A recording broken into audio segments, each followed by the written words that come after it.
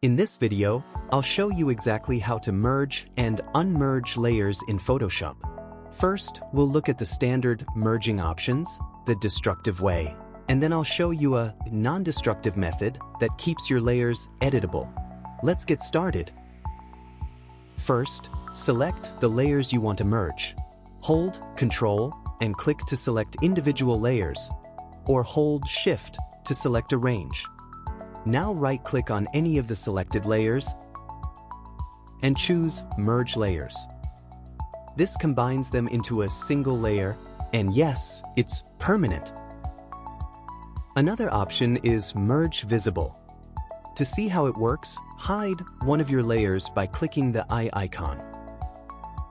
Now right-click and choose Merge Visible. This merges only the visible layers, while leaving hidden layers untouched. Finally, we have Flatten Image. This merges every visible layer, and it will also remove any hidden layers from the document entirely. This is often used when saving the final version of an image. But remember, all three of these methods are destructive, meaning there's no going back without using undo. So what if you merge by mistake? You can open the History panel. If it's not visible, go to Window and select History. Then click back to the step before you merged. This will bring your layers back, but only if you haven't closed the file yet. Once you save and close, the merge is permanent. Here's the safer, non-destructive way. Select the layers you want to combine.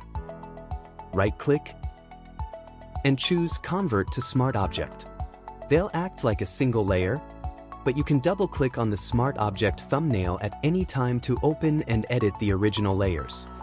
This way, you keep all your work intact. And that's how you merge and unmerge layers in Photoshop, plus the professional way to do it non-destructively. If you found this helpful, subscribe for more Photoshop tutorials.